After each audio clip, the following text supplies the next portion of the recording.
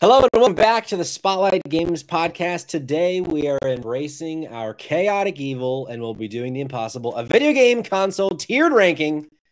Will we rank every console ever, including those little X-Men arcade handhelds that like Game & Watch with a bloated Wolverine? There's only one way to find out, and that's to stay tuned right here on Spotlight Games Pod. I'm your host, Patrick, joining me, as always, to my screen right, Cayman Darty, my sweet dumpster boy. Cayman, how are you? Patrick, I'm doing wonderful, Patrick. This is it's a wonderful week. It's great to be here. Guess what, Patrick? What? We're closing on the motherfucking house, baby. There you go. That's it. You're gonna be a homeowner. Gonna have an office finally. It's gonna be nice. Hell yeah! Very excited. I think we should hide during this program. We're not involved here. Oh, yeah. What if we touch now? I think we should. Yeah. Great. Well, that first voice you heard, who is beneath me right now, and in many other times in my life, Evan Brando, friend of the show. Welcome back, sir. Hey now, great to be back. Great to have you. And to my diagonal right, he's kind of see him there in the corner. Get down, you're embarrassing me. One of the sweetest men I know, Jacob Askren. Jacob, welcome to the show. First time. Can we take that from the top? Yes. Yeah, well, let's do this all again. All right, hold on. All right. Hello and welcome back to the Spotlight Games podcast. I'm your Bebop Boo. Jacob, welcome, sir. How are you? I am doing fantastic. Thank you for having us on the show. I listen to this podcast pretty much every week. Isn't that insane? I know. Yeah, I mean, this is like, sorry, I don't mean insane in that like it's crazy that somebody would listen to your show every week. Just like that's how I took it. Yeah. It's just what does Jacob talk to you very much? You know, we had a really hearty stint there for a few days when we were trying to get your PC to work. It didn't work, and we never spoke again until earlier today. That's right. Crazy is because, or weird to me because, like, you guys are in the same orbit. Yeah. It's not like he's like an online fan that found the show or someone that is like close to you and supporting you guys. You know what's weird about it though is even though I've not spoken to Jacob in a while, I feel like he never left. I feel I'm already comfortable. I feel like I'm at home. And I'm feeling great. I don't want to speak for Jacob here, but no, I'm pleased to be here. You know, I am your Pluto, as Evan so eloquently put it. We're in each other's orbit. I'm just kind of one of the far. Like the dog? I'm just not the dog. So the planet. Yeah, sounds like the dog. Yeah, we're gonna be in something. Okay, well, we have a lot of video game stuff to talk about because this is the Spotlight Games podcast where each week we spotlight the latest and the greatest in the world of video games. You can get it by subscribing to our YouTube channel at Spotlight Games Pod or by searching for Spotlight Games in your favorite podcast app. And hey, you can be on the show by tuning in as we record live Tuesdays at 8 p.m. Eastern Time on twitch.tv/Spotlight Games Pod, where we are right now. So be sure to follow us there so that you're notified when we go live so you can be part of the conversation. Cayman, we have a busy show. We're going to be buzzing like the little bees we are, but I would be remiss if I didn't let you talk about this week's episode of Save Trash Cinema, the podcast. This week's episode of Save Trash Cinema, the podcast, is a special episode, Patrick. Why? Because you're going to Japan. And what did we have to do before we sent you off to another country? We had to show you the absolute worst from that country. And the absolute worst is Tokyo Gore, please. Some say the goriest film ever made. Ooh, is it true? boy. Yeah, I think so, actually. And I think it very well could be. It was just the two of us. We just had like a really special moment where we just bonded together over J-Shock Horror, which is honestly, I thought it was fantastic. Yeah, I mean, I am still speechless and recorded it several days ago. But hey, it's on podcast feeds now, so give it a listen, give it a subscribe, check it out. But yeah, so that I'll mention it now, and then I'll mention it at the end. I leave for Japan in a couple days, so Spotlight Games taking a brief break, probably 2, maybe 3 weeks, depending on how I and how jet lagged I am upon my return. Just follow us on socials, you know when we're going to go live again. But the reason, or because of that reason, we brought these two handsome boys on the show to have a little chaotic blow. Okay, what if I die in Japan? What if this is the last podcast of Spotlight Games? Anything can happen. Jacob would have to take the throne. I think Yeah. so. I think so. So what we're going to do today, folks, we're going to be making a tiered list of every video game console ever. But before we do that, I want to talk about what we've been playing. Jake, it's your first time on the show. You know, I have a general idea of the type of games you play. What are you playing lately? Tell us and the folks at home. What are you playing? Hang on. Is this like what are you playing in the same way that people ask what is the most influential band of all time? It's like, yeah, obviously Beatles is number one, right? Like, what besides that? Is that like what are you playing besides Tears of Kingdom? Well, I mean, I'm, I always will use this as an opportunity to talk about Tears of the Kingdom. However, if you would rather use your time to talk about something else, Okay. So it's up to you. It's up to you entirely. what I've been mostly as you guys probably know, a new game came out this week. A game that people are really very much looking forward to. Tears of the Kingdom. It came out last week. Yeah. But You're gonna say Redfall?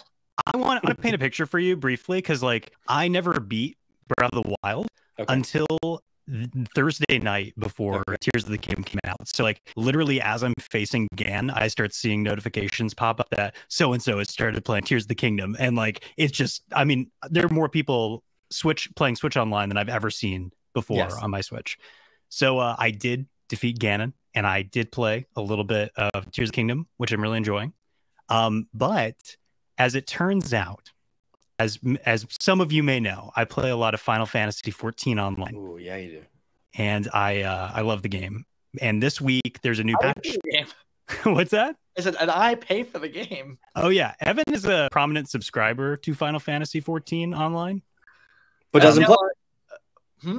But you don't play. You just pay for it. I find the experience is best when I get a notification that says you have been charged $15 this month. Hey, that's the beauty of video games, isn't it? You can play whatever way you want, and yours happens to just be in your bank account. Yep.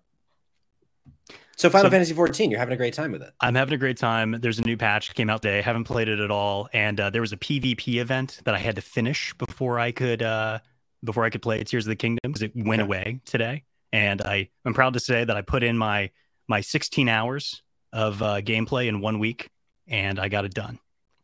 Achieved my goal. So that's what I've been playing in lieu of Tears of the Kingdom. I love that. Here's a question. I've never played Final Fantasy 14 before, but I'm curious. I hear a lot about this game. I hear a lot about this community. In this game, how much sucking and fucking is there? Ooh, in the circles that I roll in, a lot, actually. That's a pretty big part of it. Yeah, there's a lot of role play that goes on. Some of it's a little more tame, a little more slice of life, and other stuff happens behind closed doors, if you know what I mean, Patrick. Oh, I know exactly what you mean. And I'm here today to open those doors. Evan. Little of that. Oh, I get it. Oh, yeah. Evan, what have you been playing, good sir? Obviously, I've been playing Tears of the Kingdom. It is fucking incredible. It's like, I don't know what is left to be said that you guys haven't said already. It's just like they done did it. And the thing about Tears of the Kingdom is the president needs our support. Okay? He sure does. And I want to support him with a rock. Also, my girlfriend Corinne made this. Ooh. That's cool. That's awesome. It's not cool. It should be a sword. Look, something done happened to the end of it. Well, I know. You go into the depths, anything can happen. Yeah. No, I'm loving Tears of the Kingdom. But more recently, I have set up a Wii U and kind of revisiting some of the titles on it, which is just Nintendo Land. But I'm planning on emulating that, or just basically loading it full of emulators. Cool. So I was kind of perusing those, and have you guys heard of the Pokemon randomizer? I don't think I have. So are we talking Pokemon randomizers such as like speedrunning randomizer, or is there like we're talking like the Pokemon Nuclear? So yeah, good question. It's an emerald hack that turns it into a roguelike. Sorry, I misspoke. Yeah, so I've been playing that pretty on and off the past month or so, and that is so freaking cool. It's so neat the way that they take like existing concepts in the game and turn it into a roguelike. So it's like playing Pokemon Hades, basically. And they don't change. They use like pre-existing things very cleverly in that way, in ways that I was like, oh yeah, this is like perfect how you would, do this. Sure. Yeah. So here's my question. As someone who's never fiddled or diddled with the Pokemon randomizer, how much sucking and fucking is there in that game? Oh, buddy. Well, here in the circles I run in. I love it. Very tame, very tame. Okay. It's really cool. Highly recommended if you're a Pokemon fan. It's like a very refreshing experience, especially if you're pretty fond of the third generation of Pokemon, which I am. Okay. Yeah, well, very cool. I didn't summon the sucking fucking, but I might check it out. I mean, Jinx is in the game. Well. Oh. Well. Cayman, as you and I discussed offline recently, if you started playing Tears of the Kingdom on day one, you can now see how many hours of the game you've played. You told me it's over 55 hours for you. Oh, no, Patrick. It's gotten worse. Since this morning. Since this morning. Oh, God. So, we're now over 60 hours. Oh, my God. I have to ask, since you are like the completionist here of this panel, is that exciting, or is it like, oh, God, I gotta do this? You know? Because that feels almost insurmountable to me. That's a good question. So it's weird. I'm like a trophy whore is what we call the PlayStation trophy people. Right. But there ain't no trophies. There's no like. No. Nintendo, so yeah, Nintendo thinks a job well done is good enough reward. Yeah. Right? So a lot of times it comes like Nintendo games, and on Xbox recently, I've actually been like attempting to try to 100% games again. At least on Xbox, but like on Nintendo games, I'm kind of like, meh, if I'm good, I'm good. But with Breath of the Wild, I think that's one of those weird ones where just exploring, you're going to come across so much stuff that's like, oh, fuck, I'm just going to do it and while I'm doing whatever I'm doing at the moment. So a lot of times I'll like pick up a random quest and be like, oh, fuck, I'm going to put everything. Okay, let's put it this way. Tears of the Kingdom, right? Yeah. Or sorry, did I say Breath of the Wild? Whatever. You did. I didn't know if you were. I think it's super similar, though, because like those games are obviously like very, very, very much 100%able. Right? Like there is stuff you can like there you can find all the stuff, but I don't know that they're necessarily like designed to be, right? Like there's so many shrines in the game because the game wants you to stumble upon a bunch of shrines, not because the game is wanting you to beat every shrine, right? So we'll put it this way: in terms of 60 hours, I have only completed one temple. Okay. Right.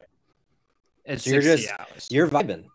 I'm just out there living my best life, man.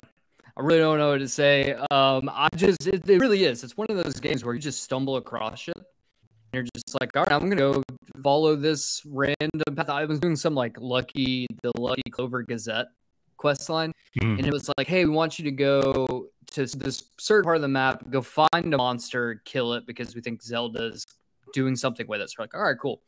On the way, I somehow ended up in a storm cloud, which turned out to be an island. I don't know how. I know for a fact I didn't do it the right way, but I ended up going underneath the island and using a sin to get into the like where the shrine is. And I was like, I completely broke this puzzle. I fucking love this game because it lets me just skip all the hard work. That's like, my favorite thing about this game was also my number one thing I was worried about. We talked about this on our show. A couple weeks ago that I was worried that it was getting too open, right? Where like they were going to expect you to come up with clever solutions, which is not the case. Like the game is not like Scrollouts where it's like you have a blank slate. It's like the game clearly has things it wants you to do in the same way a regular Zelda game would have you do it. But now you all have these tools where if you can't figure out a puzzle the traditional way, maybe you figure it out by like this wide breadth of tools you have, which I think is friggin' awesome. It's unbelievable. Like it is totally magic. Like that's what I said. It's a magic trick. Last week when we were talking about it, I'd played about between 5 and 10 hours. Now I'm in like 25, 26. Yeah, that's about where I'm at. And since then, like I've actually not done any of the temples or dungeons. I've just been exploring and getting into random bullshit. And it is like the most fucking magical thing. It breaks my brain how this game works at such a high level and how it is designed so near flawlessly. Like the only crack I've been able to see is because I saw an account make a post about like a duplication bug for certain items. That's like the only issue that I've seen with this game in 25 to 6 hours. And it's like the like things under the hood making this game do the things that can do. It just like breaks my brain, dude. Like I'm having the best fucking time with it. 25 hours in, I don't know how anything could beat this for game of the year for me. Like by a fucking there's not gonna be a contender. There's just no way. Like the best game ever made is like tops it. Like how the hell? Right. Like, and I think the real magic trick of the game for me is like no matter where you're looking, there is something interesting off in the distance. Like no, I don't know how they do it, but it's a trick of the perspective of like it kind of reminds me of like Harry Potter World at Universal Studios. Right? I have not been, but I know of it. Transphobia recognized, but it's built. I think somebody explained this to me once. Basically, it's built in such a way where it's like the buildings are a little slanted in, or something like that. Oh, wow. So you always, no matter what, feel like you are enclosed in and fully immersed in Hogwarts, basically, right? The only that you see down like the tunnel, you see the castle. So the only thing outside of your view is more Harry Potter, right?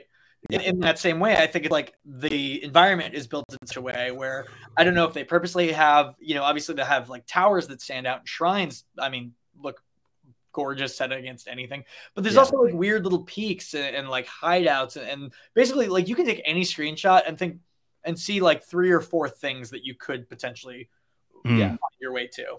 It's so dense and so wide at the same time. Like Absolutely. it's God, it's so good. Cayman, you were gonna jump in with something. You Oh yeah, I'm sorry. I totally. Oh no, we're totally fine.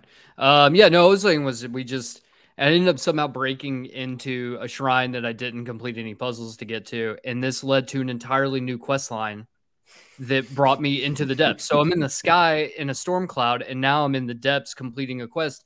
These are 3 different maps, right? Like the fact that they're so interlaced in ways that are like you can start here and something up here is going to take you down there.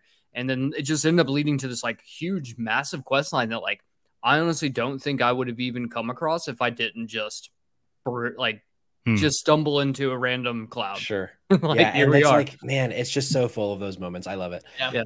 Honestly, we could talk about this game for the next you guys did hour. the Tears of the Kingdom episode already. So why don't we last jump thing I want to in? say, last thing I go want to ahead. say is the president needs our support. Yes. And all right. Yes. Yeah. And he needs. Yeah. I agree. Speaking of sucking and fucking. So here's the thing.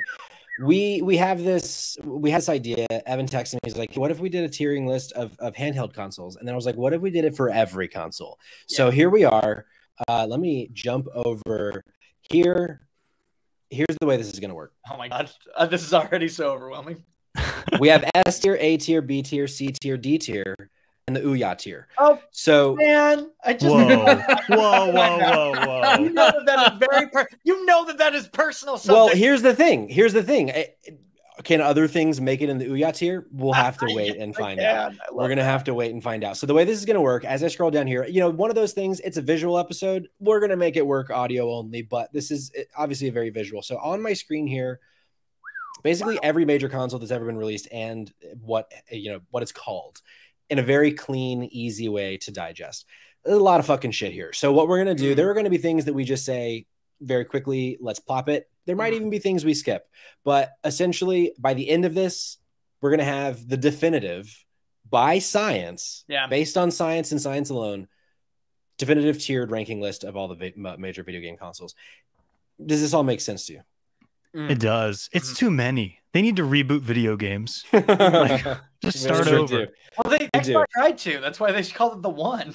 That's true. That's true. So I figure this person, whoever put this together, I think for the most part has it in fucking release order. So let's just go through time. Let's take a little jump through time. I do have one quick clarification question. Are we ranking these consoles as if somebody were to pick them up in 2023, or are we ranking them in their appropriate era?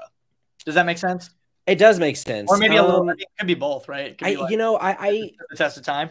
I feel like it kind of, there's going to be a level of nostalgia here because like, here's the thing, like you pick up an Atari 2600 today, there's only so much value you can get out of that. And a lot of it is going to be driven by nostalgia. Yeah. And like the Pong machine, right? Like how it's number one, like it is inherently one of the most valuable S tier, but like, sure. Pong. So I think we'll all kind of be able to feel it in our gut where things go. A lot of things might again end up in the Ouya tier, but we're gonna see what happens. So I think the best way to do this is just to jump right in, gentlemen. Agreed. First and foremost, the original Atari.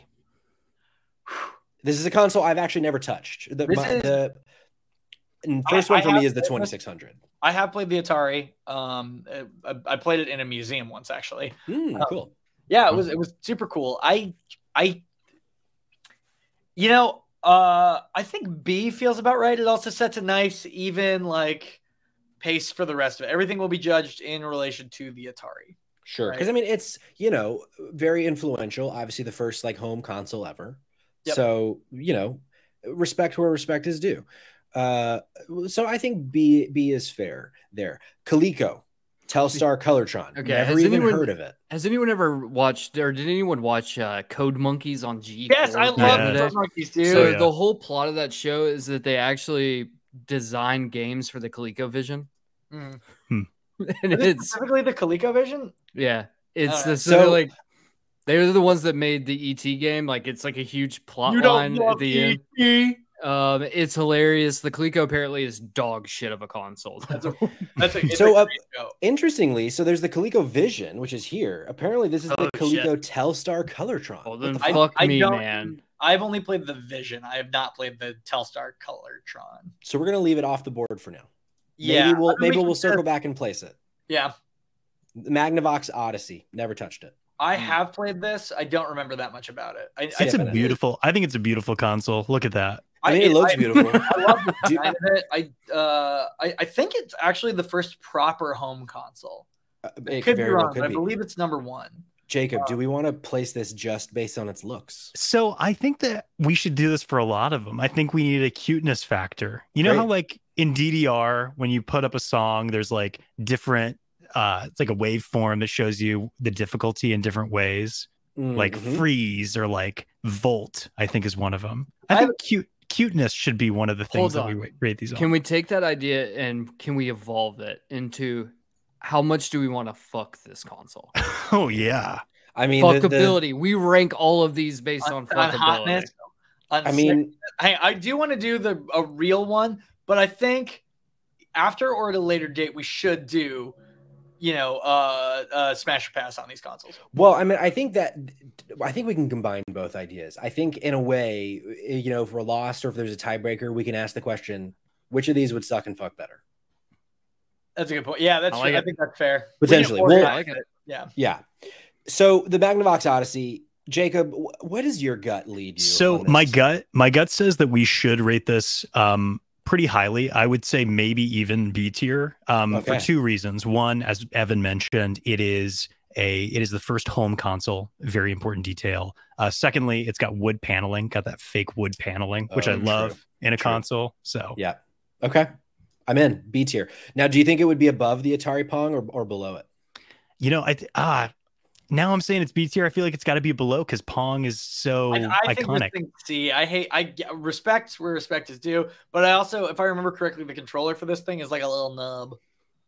Wow, very Evan anti-nub apparently. I guess it's anti-nub. Well, nubs didn't have drift, Evan. So, all right, next up, Atari 2600. This is the first one I can speak to. Okay. The year 1998. I'm at my friend Brandon's house. We're at Nana's house. We go upstairs into the attic. In the attic is an Atari 2600. We play Indiana Jones. We play Pitfall. Unbelievable. Pitfall rules. Most boring console I've ever touched in my life. Yeah, here's the thing about the Atari, both the 26 and the 52, which I think are pretty comparable, although I probably give the edge to the 26. I have so much like, how do I put this? Respect?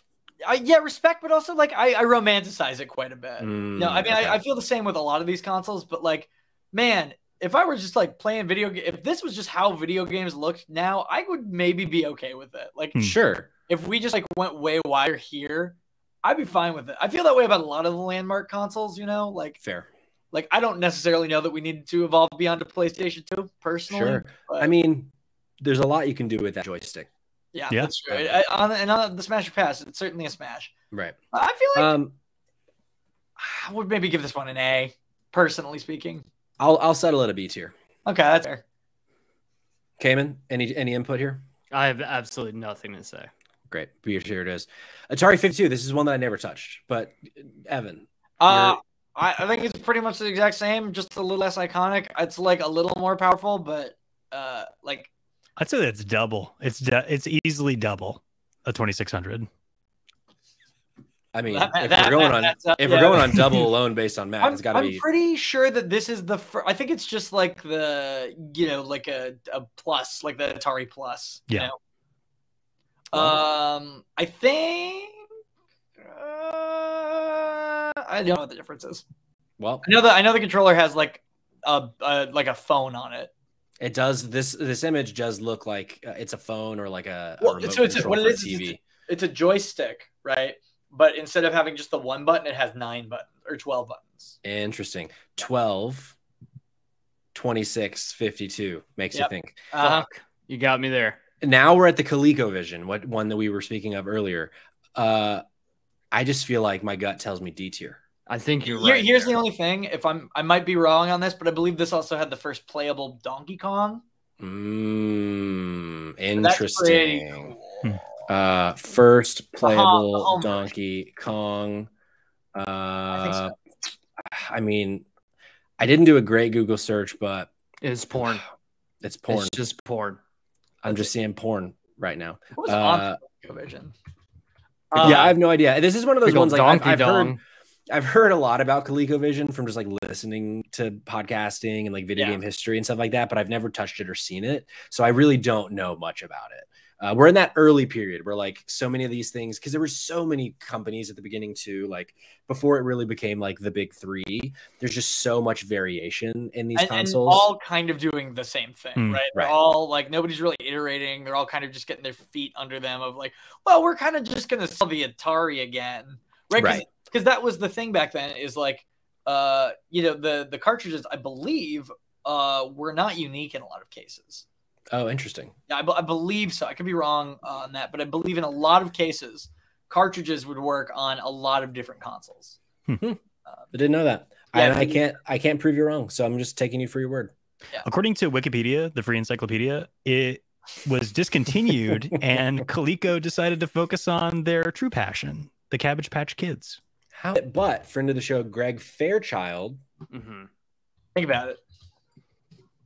Can we just say Channel F is actually kind of an awesome name? I know. I mean, it's a console. It is a pretty cool name. And I don't know. I have a feeling that this tier or this one, simply because it shares the name with a friend of ours, I think it's B tier.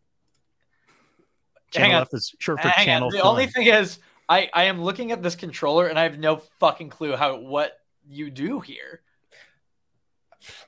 Google if you're playing along at home, feel free to do this as well. Google Fairchild Channel F controller. Google Fairchild Channel F controller. Wow, what is that? It looks like a Jeopardy like I was thinking. It's buzzer. Like a Jeopardy buzzer. Yeah. Well, Jeopardy, a great TV show. B tier it is. B tier. GE and Milton Bradley Vectrex. What the fuck are these consoles? That is an Ouya tier for me. Boom. First one in the Ouya tier. First one in the Ouya tier. The GE and Milton Bradley Vectrex. Guys, I think the Channel F controller is just a vibrator. I mean, it's high on the suck and fuck scale for sure. Man, that should be its own tier. We might need to make a suck and fuck tier. So the cool thing about the or not cool thing, but the thing about the Vectrex is you see that it's got a little tube TV, right?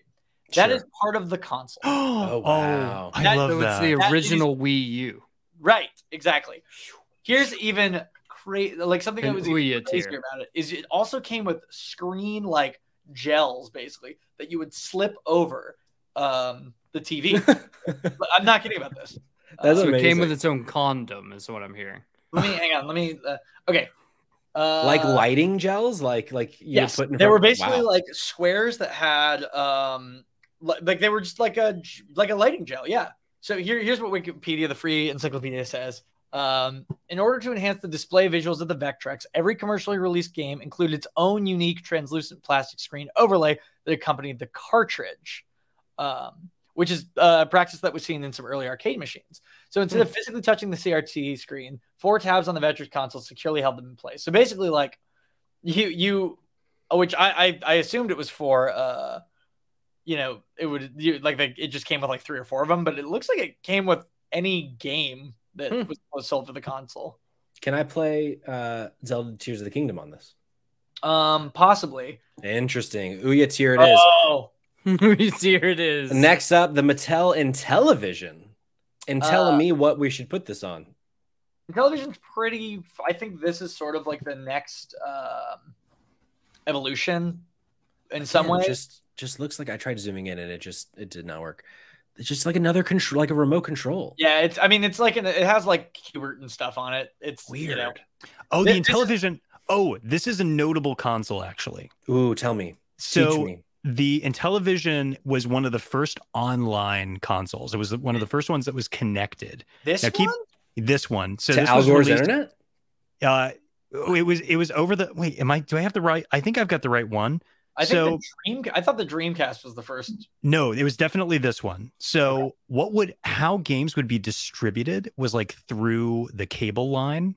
So your cable would like be, because Intellivision stands for intelligent television, right? I think. Oh, banger name. So this is our first smart TV. Yeah, essentially. And I think this is an A tier. I do. I think so too. At the very least, A tier. Maybe it could have screwed its way up into S tier.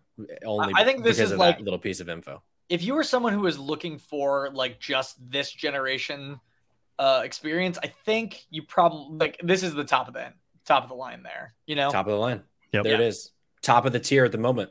Top of like the Gen 1, right? What we would consider, or I would consider Gen 1. What this sure looks like it considers Gen 2. Oh, I get what you're putting down. Like this is the ultimate experience of that generation, I think. Boom, A tier, easy. Next up, Nintendo Game & Watch 1980. Look at that first mobile cute console, S tier. Look at that cute little boy. Easily S tier. Easily, they say. Tell me why. First mobile console. Sure. Fun. Easy. He's got that guy that flips the pans. Oh, for sure. I feel like to Evan's point earlier, if all games were just on the Atari, if all games were just Game & Watch today. Oh, you'd be fine with that? Oh, I'd be fine with that. Yeah. Easy.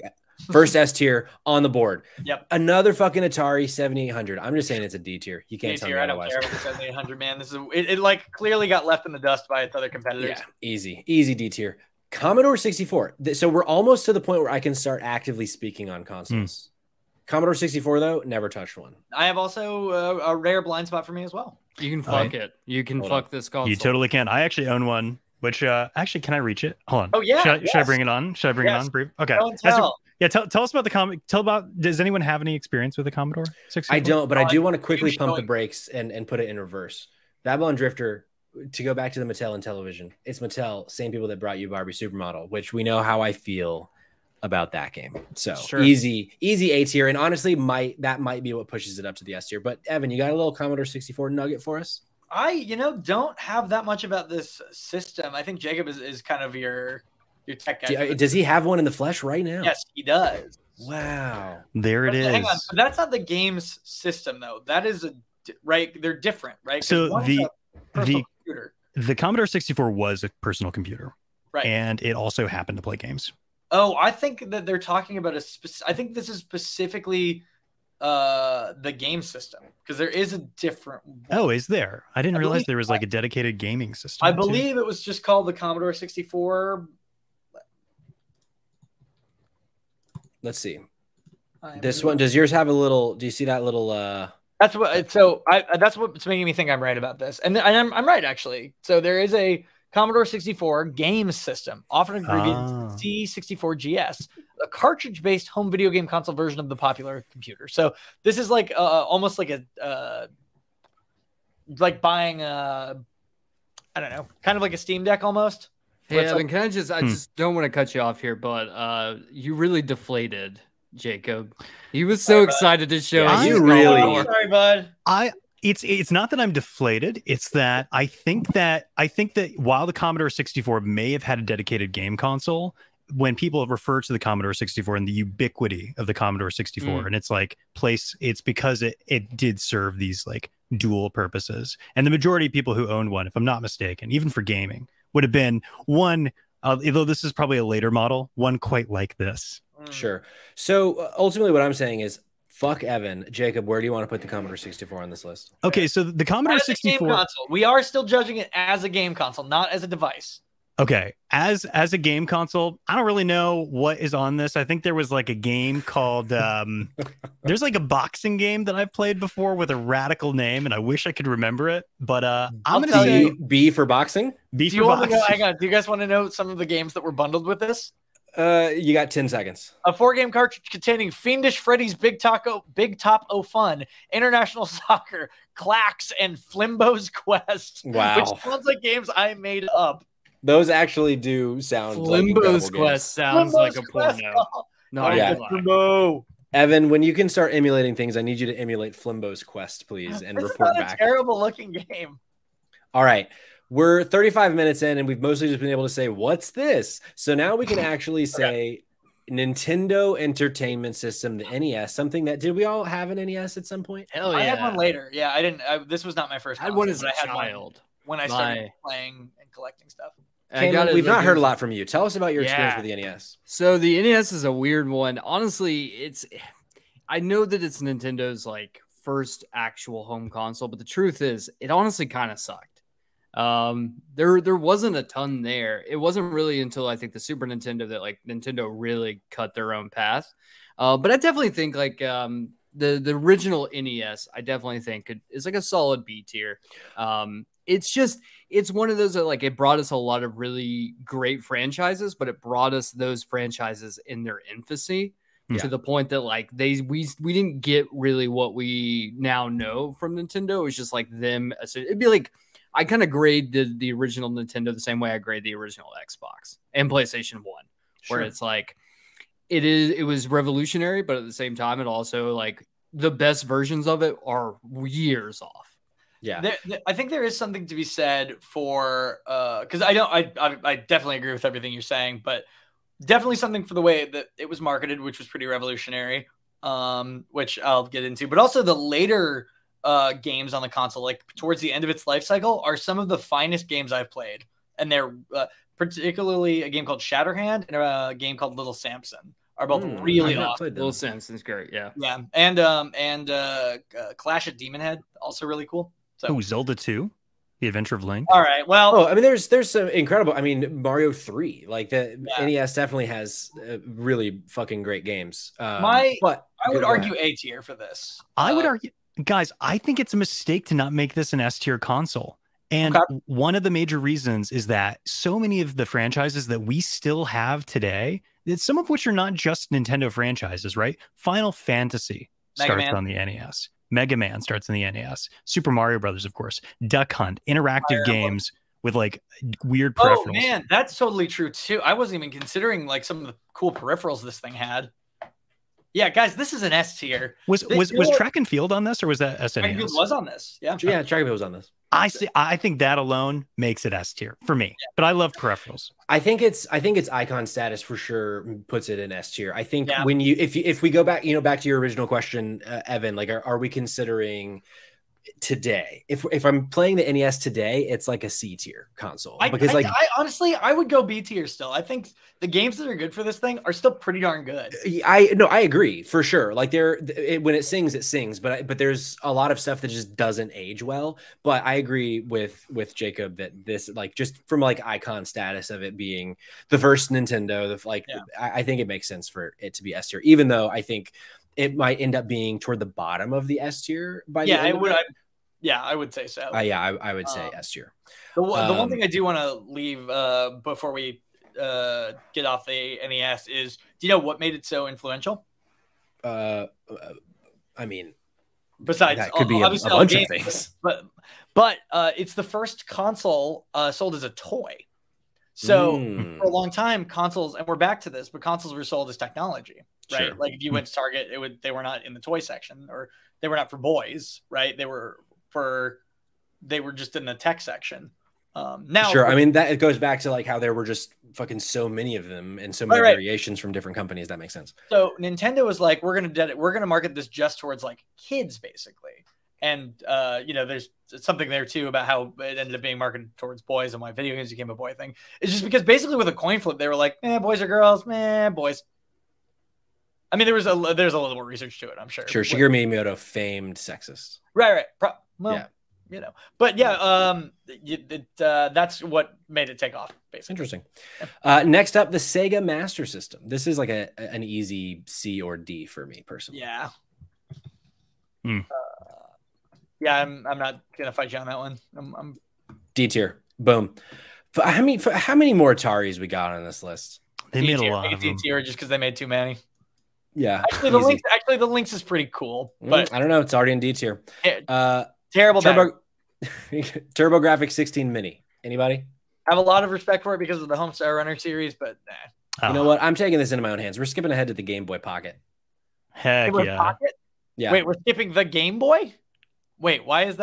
Game Boy is after Game Boy Pocket on this list. That's for whatever reason. So we can start with Game Boy.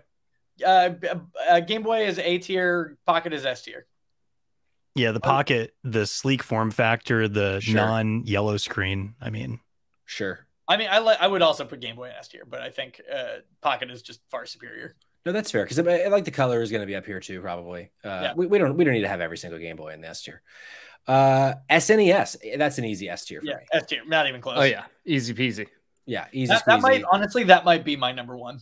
Yeah, that's right now top of the S tier for sure. Yeah, we don't need to say anything about it. Fucking CDI. I bet I'm the only person here who has played this. I've not touched a CDI before. I have touched a Sega CD that we're going to get to in just a second. This is a D tier that is so bad it clicks back into awesome. It sucks so bad. The worst Zelda games ever made are on it. It's bad. It's so fucking bad. Great. Then I mean, I don't know. It kind of sounds like it's going to be in the Ouya tier then. I thought about it because it's so weird because the gameplay is all like every game is like cutscenes basically that you can kind of interact with. Boom. Yeah. Sega CD. All right, here's my thing. Sega CD, my family, we had a Sega CD for approximately 16 hours. You broke it immediately. Immediately.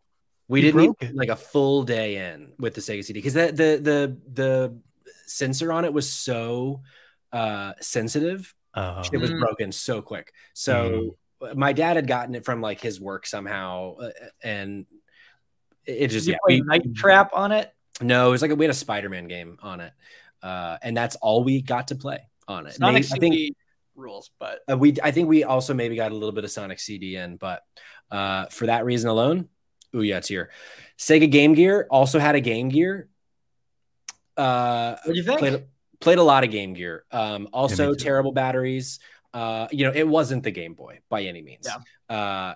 But it was one of those things where like it had a couple cool games on it. So there was always that kind of thing like, man, Game Gear is cool. And like we were one of the only people that I knew that had one. So it was like that, well, I have a Game Gear. Game Gear is cooler than Game Boy.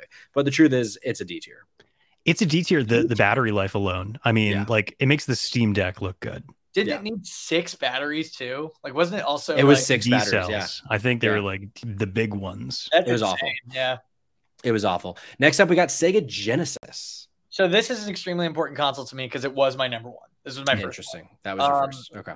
I played so much. I basically played through the entire library of this game console between either just playing through it as a kid or like loving the console and emulating basically everything and wanting to like scratch through everything and buying a million of those like Sega collections. That being said, B. One of the worst controllers ever designed, I think.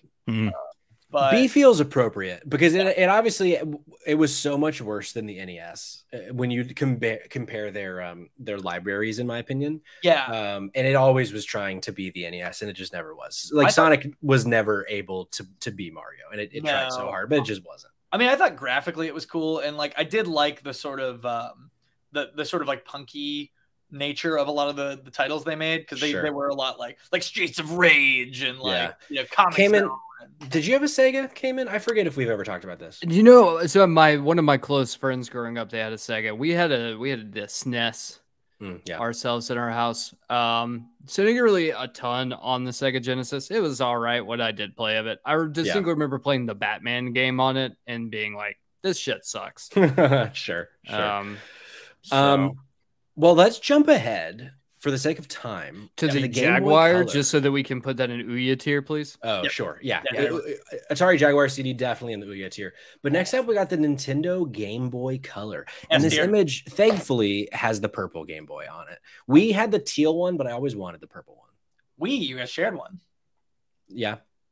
Me and my 5 or my 4 siblings, we all shared a Game Boy and a Game Boy. Oh, so that's one reason I love the handheld consoles is because I grew up in a big family like yourself, and we all did have our own.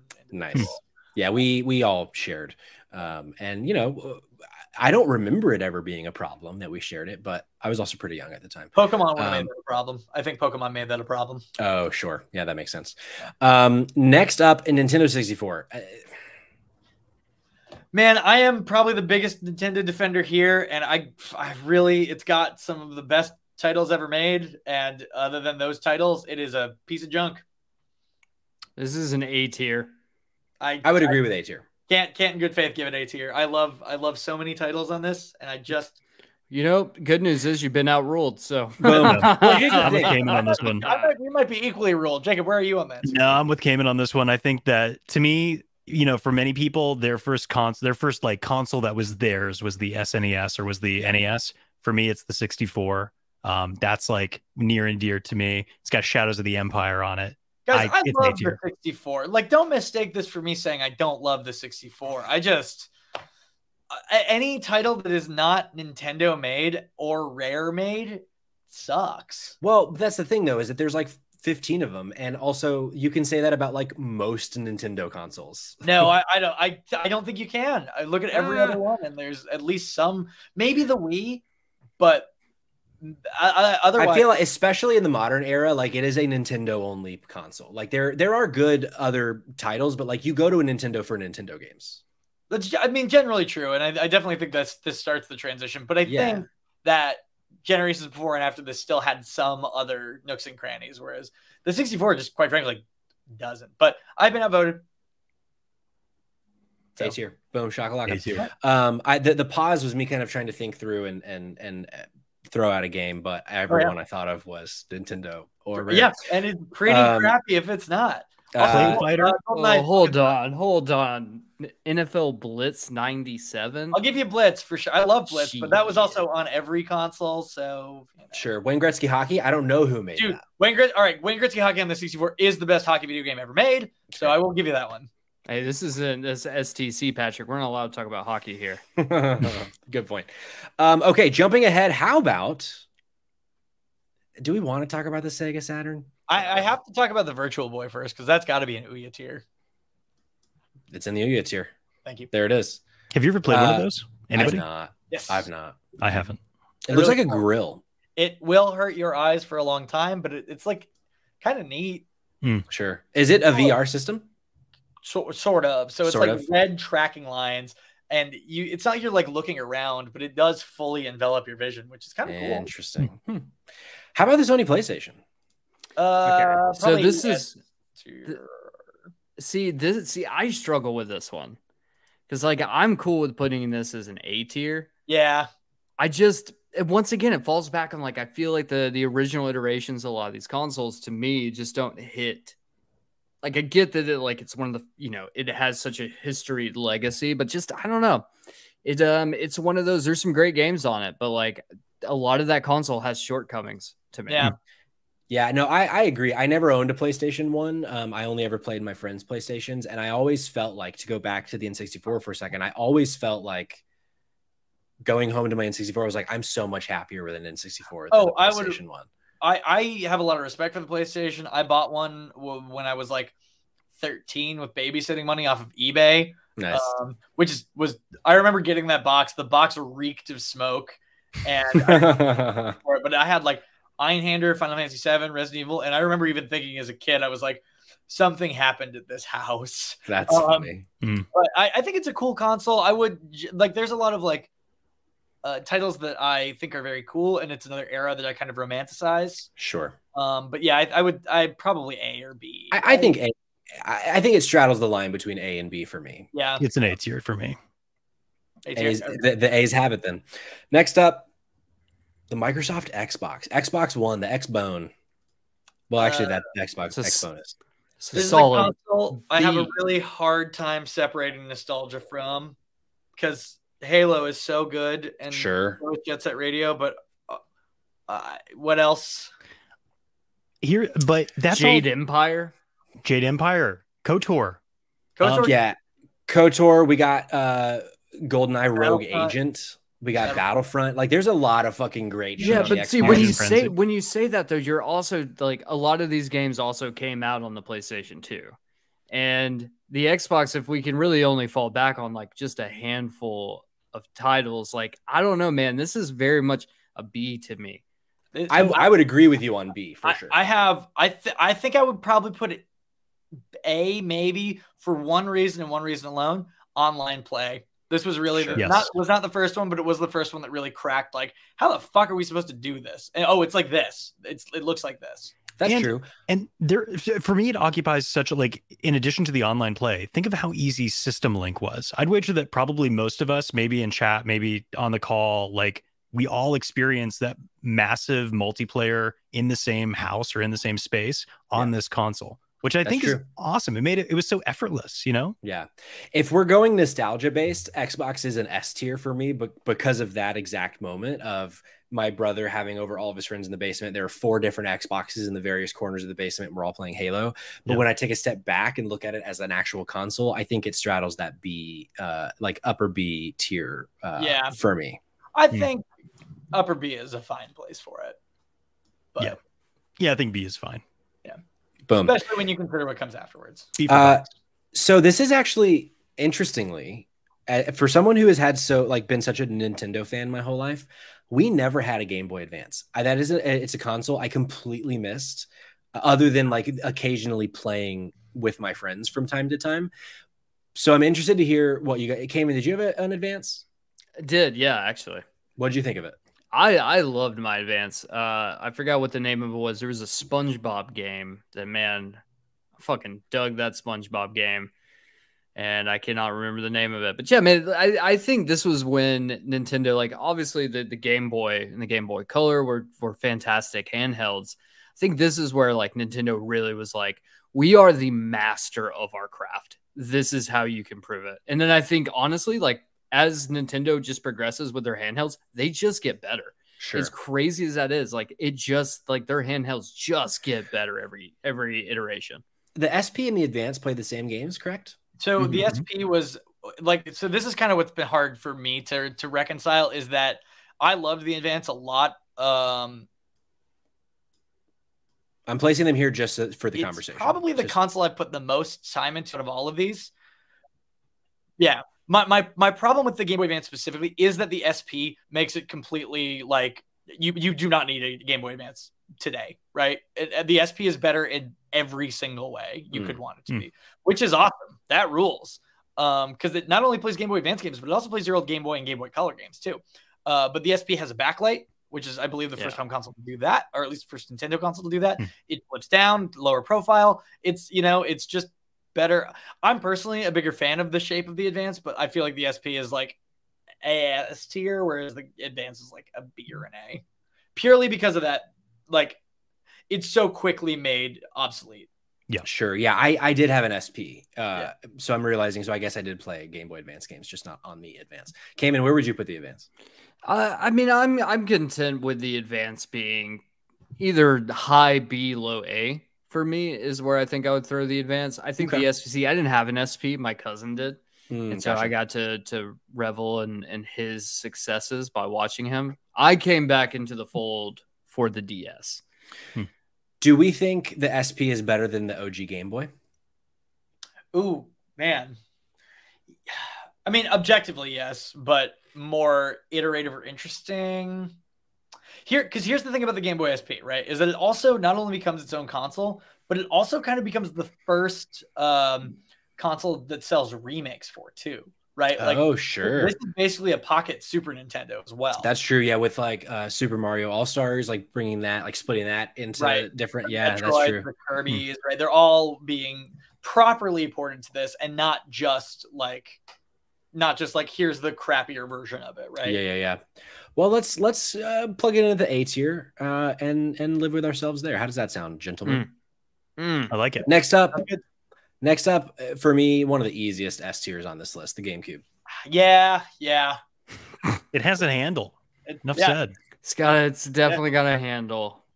It's still to this day, maybe my favorite controller ever. Like, it's a great controller. It's purple, my favorite color. Incredible library. I mean, Sonic Adventure Battle 2 or Adventure 2 Battle, Eternal Darkness. Custom Robo, Beautiful Joe, Gotcha Force, Super Mario Sunshine, Melee. I mean, is there a game that is more beloved and still played like more than Melee, right? Like, sure. I mean, here's the thing too. Katamari, also my favorite Zelda, Wind Waker. Yeah, mine too. Yeah, Resident Evil 4. Like the library on the GameCube. Of course, some of these were released in other places, but man, the GameCube was the fucking perfect console. Sure, I think it had enough. Like, it's one of those that even today you look at it and it still has enough. Like, oh man, that's a GameCube game. Yeah, you know. Yeah, no, definitely S tier. And that's that on that. Next up, the Dreamcast. S tier, baby. Solid D, guys. Come on. Let's D, be... what the fuck? Excuse me. D? Yeah. D? D for Dreamcast, yeah. Well, what the fuck are you talking about? Did you ever play a Dreamcast? Yes, I did it, Evan. Thank you. It sucks. I don't know what to tell you, man. The Dreamcast was... What are you talking? Shenmue, Power Stone, Sonic Adventure 2, your precious Sonic Adventure Battle 2, by the way, starts on the Dreamcast.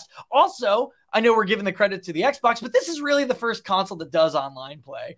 But not true. The Intellivision, we established the Intellivision. Did. All right. I mean, the Dreamcast still sucks, but you can name that if you want. I'll give it to you. Game Boy, what are we doing here, people? I feel like Speaking solid truths, I think. I feel like a solid. What is show your work? Because I've just given you a bunch of reasons this console is a banger. Didn't this console like almost bankrupt Sega? Because it was trash. The quality of it speaks to the quality of Sega's marketing. Sega's marketing was also trash. I agree with that, but the console itself is great. I don't know. I think it's awesome. Also, as an emulation thing, super cool. One of the reasons that this almost bankrupt Sega is because, this is the same time we're learning that not only is it really easy to pirate music, but the Dreamcast, you can just burn video games to a disc. Well, and for that, we're dropping it in the C tier. Next up, Sony PlayStation 2. PlayStation 2 is the greatest console of all time. A tier. Okay, so now you're just being spiteful. Evan has started the bidding at A tier. I think it's A tier. Cayman thinks it's S tier. Jacob, where are you? So I never owned one of these, but I have fond memories of it. Fond memories of going over to friends' houses and playing and being super jealous of the games that it had. But and it had online play, which was very important to me at the time. It kind of sucked though, right? I'm comfortable with it being an A tier. I don't like because here's the thing. We got the fucking Game & Watch an S tier right now, and we're like, okay, Ratchet and Clank, Jack and Daxter. Literally, it was the first console that could play DVDs on it, and we're just like, fuck you, it's an A tier. Get the fuck out. There is the DVD player aspect. That is pretty. Don't trust Italians. That's what I'll say. That's what I'm saying. Don't trust them. Those things are great, but the reason I don't know what to tell you, Evan. I don't know what to tell you. Dreamcast is still a shit console. All right, now he's being spiteful. He's being spiteful. Right now, I am being spiteful. Here's the thing. I never owned a Sony PlayStation 2, but I played a lot with my friends, and I've also, growing up, played it in other capacities, and obviously played a lot of the remakes that have been made and things like that. I also feel like, DVD player, it being, the best-selling console literally of all time. I feel like it's a pretty easy. It is still. I think the Game Boy is better. Is it not?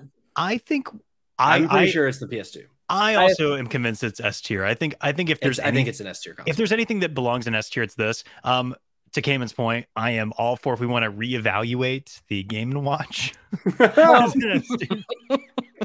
I mean, something about the way Cayman said it really just put it in perspective. I think the thing is, if you're looking at modern consoles, like they all really start here. Like the way that Sony went about the everything from marketing to the push of first party titles to the inclusion of things like the DVD, like all of that stuff really is where the modern console really cuts its teeth, is right here. Just everything about this is really what starts like the actual console wars is everyone trying to take down Sony because they have somehow cracked the nut on how to make the next generation of video games. Well, and it's right there. A couple of things on that. One, no, it fucking didn't start the console wars. All right. Sega and Nintendo. Sega does what Nintendo don't. All right. That starts way earlier. Oh, okay. Well, if we're talking about things that got cribbed for modern consoles and became the template and blueprint, we need to look at the motherfucking Sega Dreamcast. You're losing the Sega Dreamcast wars here, This is Evan. insane. You I'm know just what? saying. Why don't we take the Dreamcast down one peg? I'm not opposed to it, honestly. D As for Cayman Dreamcast. said, D for Dreamcast. I'm sorry, are we talking again? I'm back to playing I Zelda. will put my thumbs through your eyes, Cameron. So here's the thing too. I think with the DVD player, PlayStation 2 should be S tier. Yeah, and also I feel like something that the PlayStation 2 did that we've not mentioned was obviously other consoles and other games really kind of started this in previous generations, but PS2, because of its graphical fidelity, was able to actually take like cinematic gameplay to the next level with things like Final Fantasy X, Metal Gear Solid 2 and 3, like those kinds of being able to take what, to go back to the PS1 conversation, a lot of like proof of concept, being able to take that to the next level. And again, it selling so much that it is the #1 best-selling console of all time. So I feel like S tier is pretty easy. It just whereabouts it falls on it, which we can decide. Do you guys know what made this the best-selling console of all time? I mean, the DVD player was a huge part of it. I know, so like big part of it, but it was also. Do you know how long the lifespan of the PlayStation 2 was? Do you know when the last PlayStation 2 game was made? It wasn't it like 2016 or something? Yes, 2016. Yep. Yeah. What was it? DDR? No, it was a FIFA game. FIFA. Yeah, it was FIFA. That was the last game. Yeah, because and part of the reason for that is a lot of its later lifespan was specifically in Brazil. It was so expensive to buy a PS3 and a PS4 in Brazil that they were like, let's just keep making PS2 games. The last thing I'll say about the PS2 is it's kind of like the anti-Nintendo console in a lot of ways, where like it has some pretty strong first-party offerings, but really the third-party offerings are so awesome on the PS2. Yeah. I don't think there's another console that has even comparable. The library on the PS2 is nuts. Yeah, it's insane. Yeah, for sure. Yeah. So now we're jumping to the next console generation, which is we're going to start with the Xbox 360. This was so I had a 360. Cayman, did you have a 360? I forget. You did not. I did not. Jacob, Evan, what about you? I did. 360s. Yeah. How many 360s did you have? That's a good question. I think we in grand total had 3. I think we had 3 as well. Yeah. Jeez. Yeah, because the fucking red ring. And honestly, even though Xbox 360 is what really put Xbox on the map, I feel like the red ring makes it be able to peak at C tier. Really? Oh, I think so. This one is also, I think the Xbox 360 is like the best Microsoft product. Yeah. I know the obviously the red ring sucks, and that would probably prevent it from S tier for me, but I feel like it's a high A. I feel like, to me, this is. I mean, it has an incredible library for sure. Yeah, this is where Xbox peaked. Yeah, this is another one of those generations where I'm like, man, if gaming stops here, totally cool with it. I'll settle with A. It's funny. It's funny as we start to get into like this era of video games where it's like some of the greatest games of all time are released in this era, but goddamn those consoles and some of the issues, like when Sony had like the PSN outage, the yellow light. All these consoles just had like a fucking bummer of a time at points. Yeah. You're just like the only one you can really rely on that still actually functions today is the fucking Wii. Yeah, sure. Yeah, I mean, Wii is going to be really hard for me to rank, I think. Yeah, God, it's an S tier, baby. We're going to get there shortly. So this is a string of consoles that I want to just put into one, which is all of the various DSs. I don't think it's worth ranking each of them individually, personally. I could give you the definitive ranking of all of them.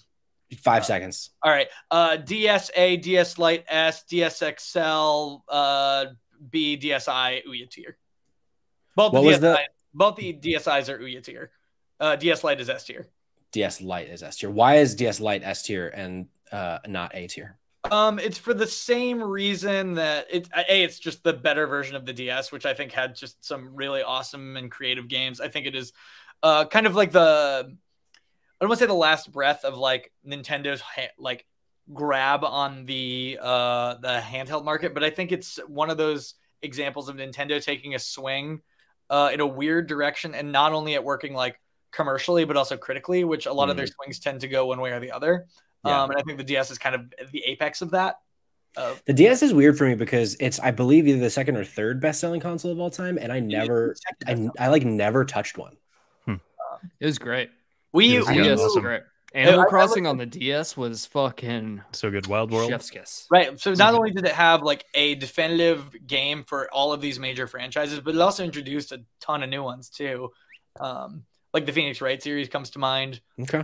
Right. So I can take S tier. I just wanted to hear why, because Yeah. it's like one of the biggest blind spots of my like mainstream like gaming. yeah, I think it's just one of those things. It's like, hey, this is a weird idea, but like developers get on board, players get on board. Like it just works. Yeah. So next up, we're at the Wii.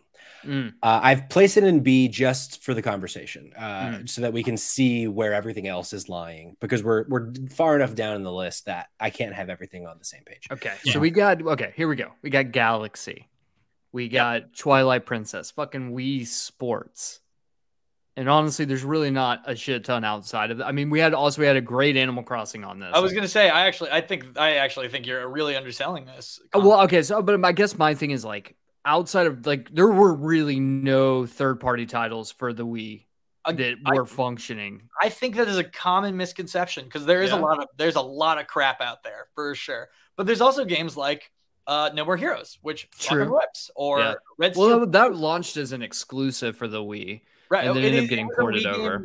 It was a Wii exclusive up until last few years. I was gonna say, like maybe 2020 when it got ported on the Switch.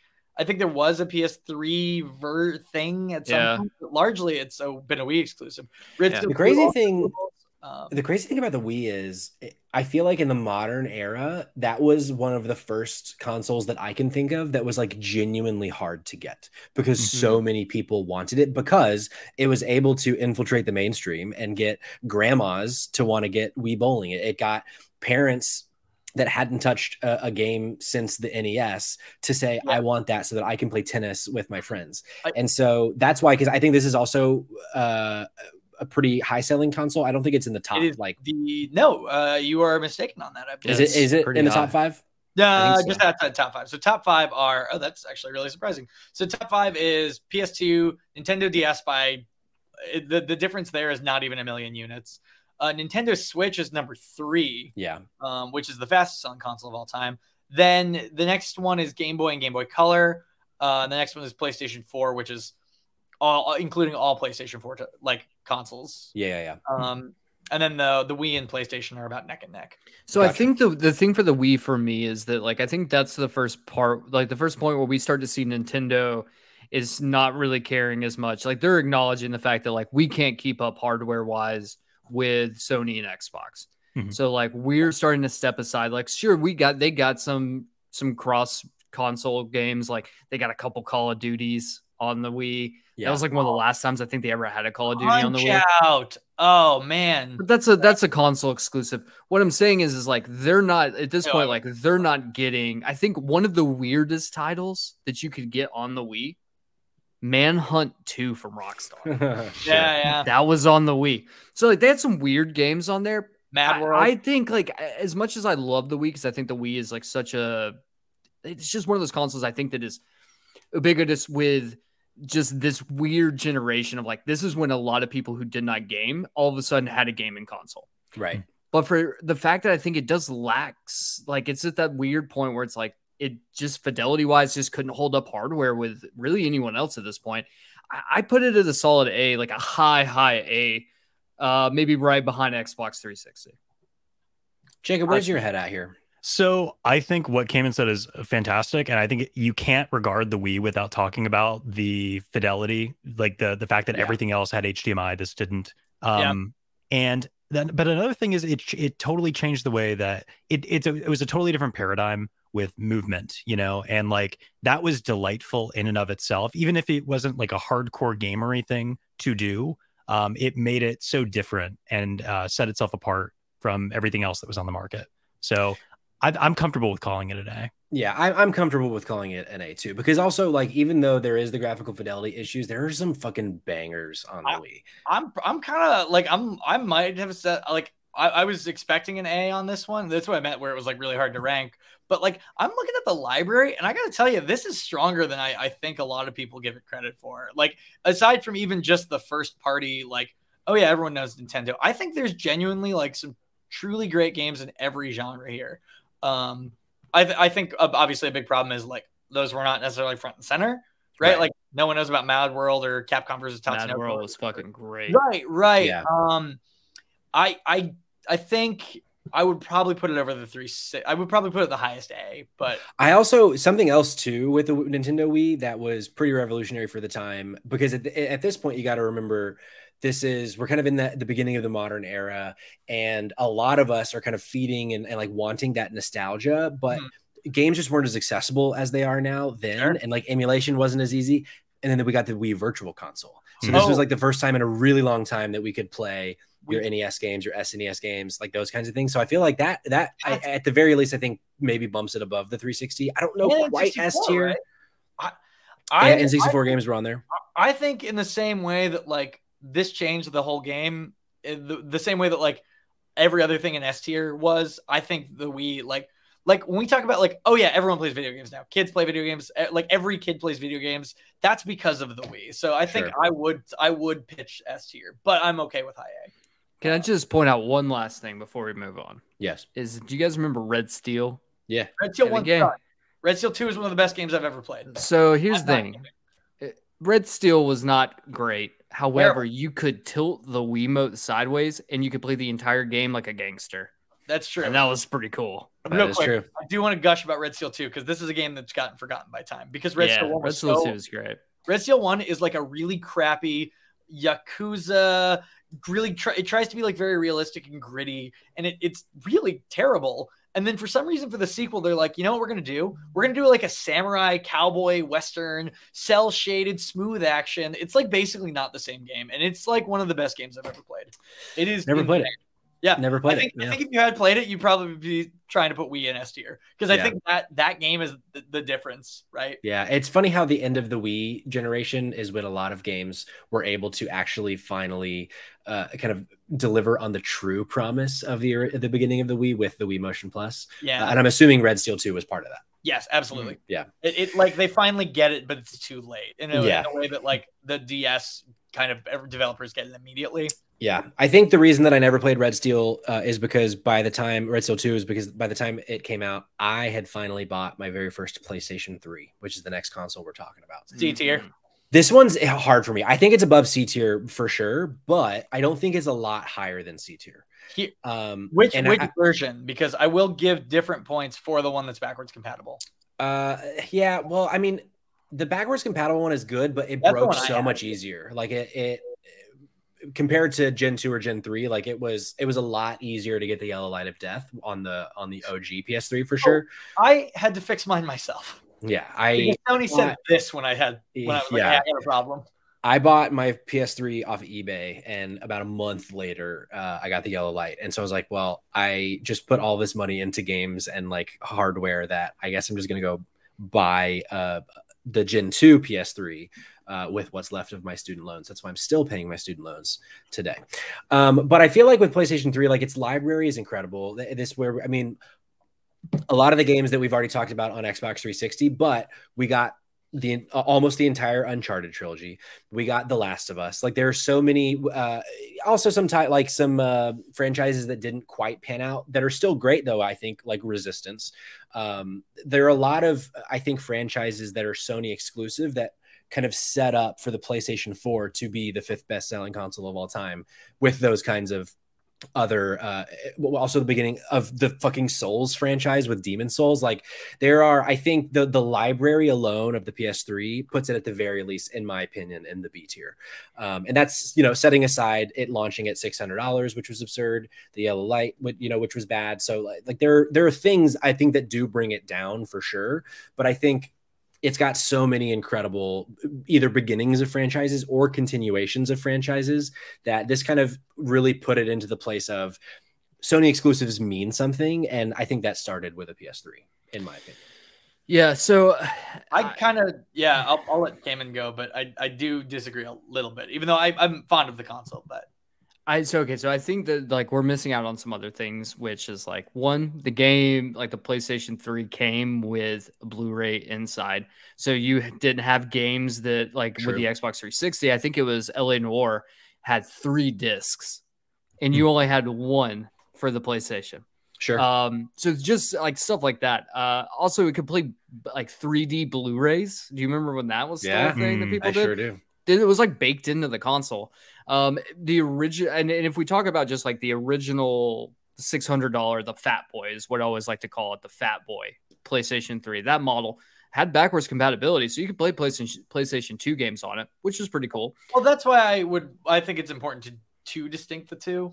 And so I think the thing is the success of this console came in its heyday. It definitely came on the back end. Look, if we faulted, we had the PlayStation, the PSN outage, we had all of these issues that happened early in the PlayStation 3's lifespan.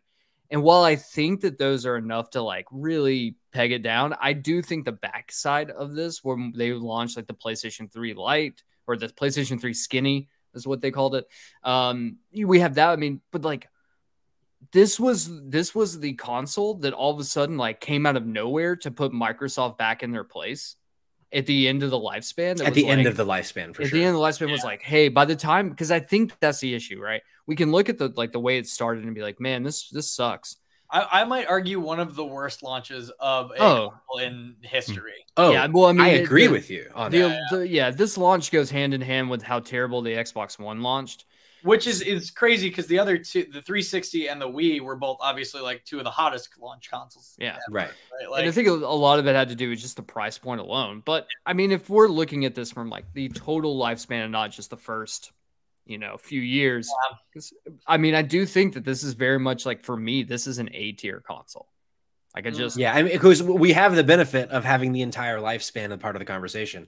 If this was many years ago at this point that not to bring us, but if we're talking about it now, there's nothing that PS4 has to offer pretty much the PS3 has to offer that the PS4 doesn't really have. Sure, right? And that's why the PS4 is going to go above the PS3, but I think it doesn't necessarily discount with the PS3 and what it did. I think the thing is, if we look at it like, and not to bring the Dreamcast back up, but with the Dreamcast had what, like a year? It was a year, maybe 2 years before it was done. Like there was nothing else there. It was just the console's dead. It's sitting on your shelf. You can't even get games for it. It's just, whereas like, I think Sony could have easily just given up and it just been like, oh shit, like we're done. Like this is it. And they did. And also when we start to take in consideration the interactivity with like the Vita was also game-changing and revolutionary. So, like, I do think this, to me, is very much, we could put it at the very end, bottom of the A tier, but, like, this still, by the time this console said RIP and peace the fuck out, this console was one of the best.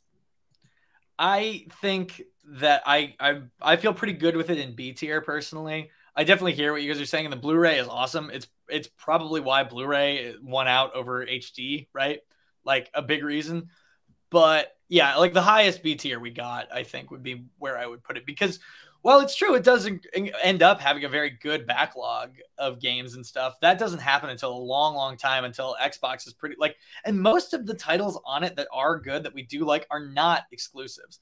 Like it like Little Big Planet obviously fucks. So does Last of Us, but like, then I do like the PS3, but I don't know. I would say with PS3, I would say the most important games to the cycle or to the console are the ones that are exclusive. It's your Last of Us. It's Little Big Planet. It's Infamous. It's Uncharted. Like it's games that like. But I think about Infamous and I compare it to like, obviously there's that S tier of like Last of Us, but then I think about like Infamous, like I don't know, who cares? Infamous is fine, but like, is it compared to like some of the other exclusives at the time? Is it really anything? It's definitely on the lower end of the exclusives, but I feel like when you look at, I like Infamous. I'm not trying to rag on Infamous, but sure. Pretty B tier experience. I think PlayStation 3 probably B tier, and probably more so because I think the PS4, in the same way that the SP is just better than the regular Advance, the PS4 is just better than the PS3. Sure, yeah, no, PS4 is definitely an S tier, and we're gonna get to that. Yeah. So I'm happy to have it be at the top of the B tier, but nothing's going above it. I would say it would be the backwards compatible version's A tier for me. So. Okay. So now we're at the PSP. I thought the PSP was before the PS3, but this list has these are numbered kind of weird because the Dreamcast predates the Xbox and the interesting. A lot of the stuff we talked about already. Also, you are skipping over Jacob's favorite, the N-Gauge, and I do want to note that. Let's put the N-Gauge. Let's just put it where it belongs in the Ouya tier. Hell yeah. Hell cool console, cool concept, but Please tell me the Ouya pops up on. Oh, it fucking does. Thank God. That's Of course it does. baby. Of course it does. Yeah, we have a long way to go, and we're an hour 20 in, so we're gonna have to kind of let's. There's a lot of duplicates here, though, and these are a lot of the ones we skipped, so it's not that's as true. Yeah. Oh, that's true. I see all these 3DSs. That's for sure. Yeah. PSP. I feel like the PSP was just the Vita, but not as good. But I could be wrong there. To me, the PSP I would rank higher than the Vita personally. But I did not own a Vita, so I take that with a grain of salt. Sure. But I think the PSP the PSP is almost the exact same thing as the Dreamcast, where its competition had already stuck so hard, and it was so ahead of its time, and it was probably very expensive to produce for in the same way that the Dreamcast was, right? Sure. That I think a combination of audience not being ready for it and like developers not being ready, I think it just kind of failed in the same way that the Dreamcast is. So I would put them in the same tier. You wait, hold on. You put what in the same tier? I think PSP and the Dreamcast are basically the exact same story. No, so mistaken. You're so mistaken about this, Evan. What? So for one, the PSP is an actual successful console, right? It sold a lot, like millions and millions of units. It was a multimedia I think probably for a lot of us, myself included, it was my first portable multimedia thing. This thing could play movies, it could play podcasts, it could play music. You were you were watching movies on your PSP. I did, yeah. I did watch movies on other people's PSPs. What movies? Spider-Man. First movie I ever watched on the PSP, Fellowship of the Ring. Hell yeah. Oh yeah. And I ripped it myself. To be seen. I ripped it myself. And that's another thing. The PSP had a amazing hacking scene as well. It was super easy to hack. Also, I feel like I do want to be fair. And then I thought my thoughts on the PSP were very positive. I just thought it was kind of a commercial, not super successful console. In the same way the Dreamcast wasn't. Sure. It was successful though. It sold. If you look in the best-selling video game consoles of all time, it's above the 3DS. It sold 80 to 82 million units. That's an estimate. Freaking kidding. Yeah, just below the Game Boy Advance. You know what's not of there? The Vita. Still a better console. You know what? Maybe I'm a better console. Mixed up on the Vita. So are we saying that the PSP should be bottom of the A tier? I would say A. I would say 2. Yep. Yeah. Backlit screen, web browser. Oh, we did have a web browser. Okay, all right. Yeah. Yeah. Definitely looked at porn on a Sony PSP at some point. Dude, yeah, for sure. My silver slim one. I bought that way afterwards. Google Stadia. Just slap that bad boy right in the Ouya tier. Right there. And now we're jumping to the next console cycle. So now we're at the Xbox One, the 3DS, 2DS, Switch, Wii U. Wait a second, Switch? This is what I'm saying. This is laid out super weird. Oh yeah. Okay. So never mind. So, but we got PS4, 3DS, Xbox One, and Wii U, and of course the Ouya. But let's start with the Xbox One. I didn't own it. The most I can give it credit for is introducing Game Pass, which is awesome. But it's that is like the one positive. I would agree that this is a D tier in my. Yeah, I was going to give D. Yeah, it's just trash. It's just actually, hang on. I have one positive note for it that I think it should be in C tier. Oh yeah, I think I do think it does have the best controller ever made. I don't agree, but I get that. I don't agree personally, but I get that. I don't have a PS5, and I played the haptic stuff. I personally the bottom DualShock stuff will never be. I prefer the. Sure, it's interesting. I don't know. Yeah, I'm the reverse. I prefer them to be next to each other. Yeah, that's an opinion, but I do think that like overall, the Xbox One controller is the gold standard for controllers. I actually like the Xbox One S controller more than the Xbox One controller. Yeah. I guess if we're splitting hairs there. Yeah. Dude, this is why this console is a failure to me. It's like the Wii U thing. There's too much shit going on. Oh, for sure. Speaking of the Wii U thing, how about the Wii U? This is solid D, bro. Yeah. It's cool. Here's the thing. The premise of this console is so fucking cool, but your console is only as good as the developers, right? And like the stuff Nintendo made was kind of neat, but like there's not even any real like hidden gems on it. Sure. There was at one point a Fable game that was in development for it, and if this game succeeded, I would still be playing my Wii U today, like ravenously. Oh, where for sure. It was a Fable game where 4 players were with Wiimotes playing adventurers on a screen in like a Diablo-like game. Whoa. And the other player who was on the gamepad had a point, like currency basically to buy and place threats on this map. Whoa. Isn't that cool? But that is it's cool. concepts like that never got capitalized on. The idea of asymmetrical gameplay is so freaking cool to me. And it just, I don't know, man. The console made no sense when people were trying to buy it because it was like a Wii 2, but it also wasn't. And the fact that it used the same hardware was kind of cool, but it was ultimately very confusing, I think, to an audience. And I feel like this is with the gold standard of how to not launch a console in terms of marketing. As someone who owned a Wii U, I can testify to the fact that like shit sucked. Yeah. I mean, there's look, there's some cool aspects behind it. And I do think like as proof of concept, there is some love to be had there in terms of like, it's the first time that your peripheral worked like that. And I think the Switch is just like what the Wii U should have been. Exactly. Yeah. Well, the Wii U crawled so that the Switch could be the greatest console of all time. I don't know if the Wii U even crawled.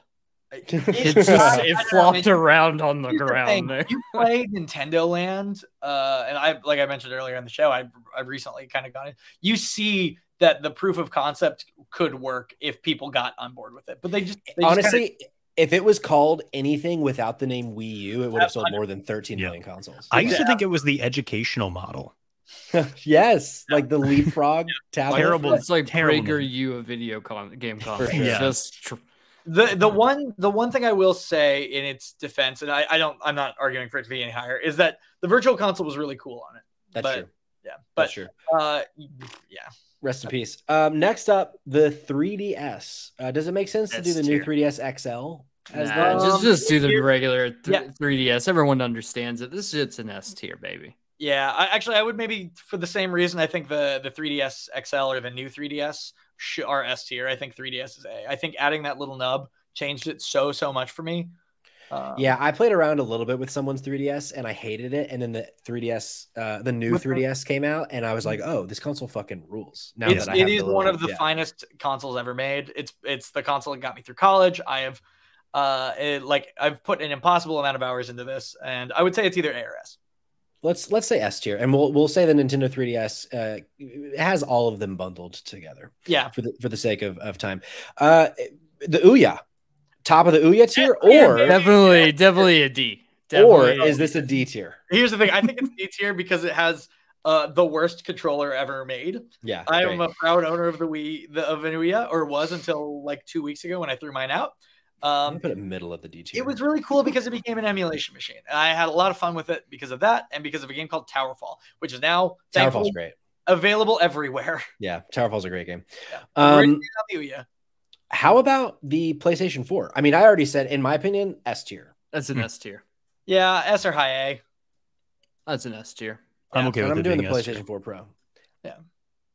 Dude, my launch PlayStation 4. No, PlayStation 4 Pro launch. That thing still runs like a goddamn baby. I mean, it sounds like a jet engine. Yeah. But, man, that thing still runs magnificently. Babies can't run, though. So does it not run? Let me ask, it does whatever it needs to do. Do you think PS4 is better than the PS2? No. I do, but I'm biased because I didn't have a PS2 at the time. I still think I'm I still think the PlayStation 2 is the best console of all time. I just think I think it's the finest non-Nintendo console of all time, but I have a hard time getting away from some of the handheld stuff. Sure. How about the PlayStation TV? Oh, I don't know if I count here, Patrick. Is it the kidding? No, but the Vita. Oh yeah. Oh yeah, no, you're right. That does go to the Ouya tier. But the Vita, though. Okay, the Ouya tier. I don't agree with Ouya tier for Vita. I think it's such a cool idea. The Vita is definitely no lower than a B tier. The Vita was the NGP, the next gen portable. It was also the last non-Nintendo portable console we will probably see. Here's the thing. Sony needs to make a new Vita. It just got fucking posterized so hard by the 3DS. Well, Steam Deck too. The Vita is such a beautiful little console. You had like one of the best Killzone Mercenaries is like one of the best FPS games ever made. It's got an incredible library. Persona 4 Golden. Yeah. Oh, brother. Freedom Wars. Sure. It's a PS2 game, but it's a Vita game too. Dude, Tearaway on the Vita was I've heard if you're Melee. I've heard if you're really into JRPGs, like the Vita is your jam. Yes. Yeah, it is 100%. It was I like think that's like true for all those Sony consoles though. Like it is kind of the like JRPG. They're kind of JRPG machines. And the first gen having that OLED screen. Didn't the first gen have an OLED? Mm-hmm. That screen was amazing.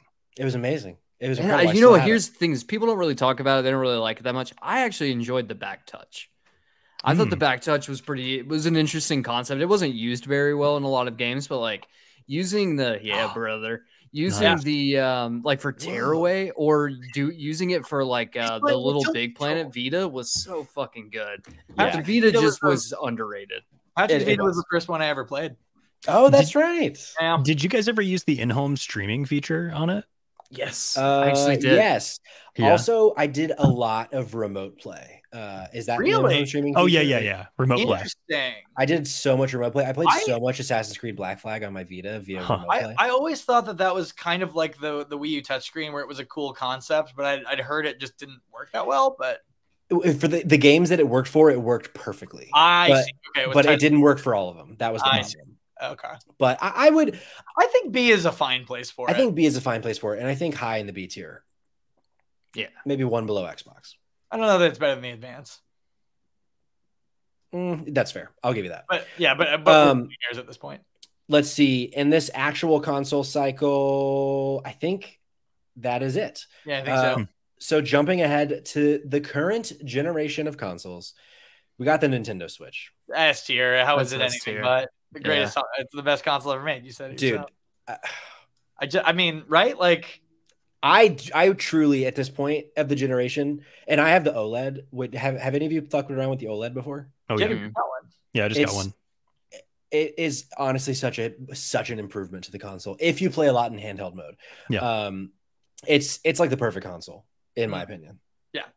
Any naysayers to the S tier of Switch? Not over here, brother. If I have one knock, is it's just uncharacteristically poorly made. But even that is not that big. Like every other console that Nintendo's put out at this point, you have it still works probably, right? Sure. Nintendium, you could drop your GameCube, and I saw people doing this fucking 50 stories up, and it would still be fine. Not true for the Switch. Yeah, for sure. I'm just pulling up what's remaining. So we got the PS5, the Xbox Series S and X, the computer, the Steam Deck. The computer. What the fuck? Get out. No one's doing their taxes here today. Get it out of here. Computer S tier, Master Race, etc. D tier. And that's okay. So let's sit by and stand them and let them call your rig a D tier. I'm gonna just say is if you just all you use it for is taxes, then sure, yeah, that's what only people do. I don't think it's fair to categorize the computer as a console. I think we're talking about something. That's such that'd be like, what are we playing on? Are we playing on my old box computer? Yeah, my computer is also all of these consoles basically at the same time too, because I can play any of these games. So we're saying that the gaming computer is Ouya tier because for sure. I think it's Ouya tier. Great. So Xbox Series X and S. I know Cayman and I have one. I struggle with the Xbox right now on saying it's even a B tier. Yeah, I mean, I feel that way about the PS5 as well, though. Like, I feel like neither of these consoles are particularly strong. And I know this is the PlayStation Home Court podcast. Oh, sure. But I would be the first to say, I think I would put PS5 either top of B or bottom of A. Yeah. Because I do think it has a good library, but it still has a lot of proving to do. So it is not S tier by any means. For sure. There's been no reason for me to purchase one. And I've wanted one, but I'm also like, what am I going to do with it? But as for the Xbox, the one thing I will say that makes the Xbox a B tier for me is, again, Game Pass. I think the inclusion of Game Pass is such a game changer for modern consoles, and I think it's a blueprint in a way we don't even realize yet. I would say if I had to choose, I would say PS5 is probably the bottom of the A tier, whereas I think the Xbox Series X is probably around the top of B. I don't know if I put it above. I don't even think PlayStation 3, but like it's just it's a powerful console that can do a lot of incredible things. It just has nothing to show. That's why I think both of these consoles are straight C tiers. Well, see, here's the thing. At least PlayStation can be like, we have titles that can show you how well this works. And we have to give it a little bit. We got to give it a little bit of like credit to like the pandemic slowing things down. But like Microsoft is failing on. Microsoft is just failing on giving you anything really to latch onto. Whereas like we can say Game Pass, and that's fantastic and all. It's a lot of great stuff. Also, if you got a computer that can run it, Game Pass will just play there. Why would you need an Xbox? Just play your Game Pass on a PC.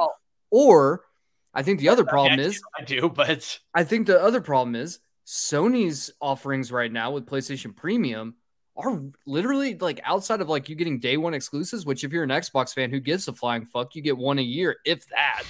So like PlayStation's honestly has a better offering right now. I went through both of them before we recorded just because I was curious. Like I was like, I need something other than Zelda to play.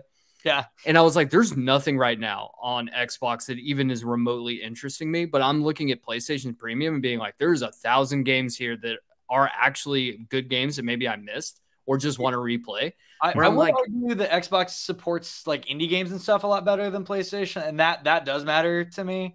But I mean, I don't know. I think these are both wholly unimpressive consoles. I would sooner rather play anything B and up, except for maybe the Commodore 64 and some of the early ones. I have way stronger feelings about them, even just as like identities, right? Like both of these consoles feel like they just kind of like lack an identity right now, and in the future that could change. I mean, if we're talking about like comparing it to like the PS3 and that's life cycle, that's like a C tier console until maybe a little over halfway through its lifespan, you know? I've been feeling a pull from one Jacob. Jacob, you want to say something? Oh, so I think one reason that the Xbox Series X doesn't feel special is that it, you know, all these games do publish the same day, oftentimes on the PC as well. And we're seeing this a lot with this generation, but there's more of a blurring of the lines. Like even the hardware of these devices is getting closer and closer to just being a computer running on the same architectures, same processors in some cases as a computer. So like, I think we're kind of seeing this on the PS5 too. Well, I know we haven't talked about that yet, but with those exclusive games getting ported to the PC sooner and sooner. But I think it's just forgettable. When the histories are published, they will not write about the Series X. It will be wholly forgotten. It'll be like Timothy Felix. The only thing that can save it at this point is Starfield, right? Like in the like right now, of everything that we know about the Xbox Series X moving forward, it's Starfield. That's like, because it has failed almost entirely so far this console generation. It somehow made Halo a totally forgotten franchise. Like it. Granted, this is something that Xbox has been doing with Halo for a while now, but it really cemented that they had a chance to start over and they fucking failed that too. So like right now, I think Xbox is a good game, but they did not own it. Right. And, so and I guess the question is like, if you're Xbox right now, if we're just talking about saving your console, do you even launch Starfield this year? I mean, because we got one of the greatest games ever made. And you're going to launch the game that's going to save your console and move it up from a C tier to anything higher, or potentially from D tier into C tier. Yeah. Do you launch your console saving game? Do you launch it against a literal masterpiece? The benefit that they have is that Zelda is now and Starfield won't be until September or October. So like there will be a lot of space. Yeah. But here's my thing about Game Pass. I've had an Xbox Series S for most of the generation, but not the entire generation. Okay. And I look through Game Pass, and I love that I can play Xbox first party games day one. It's an incredible feature.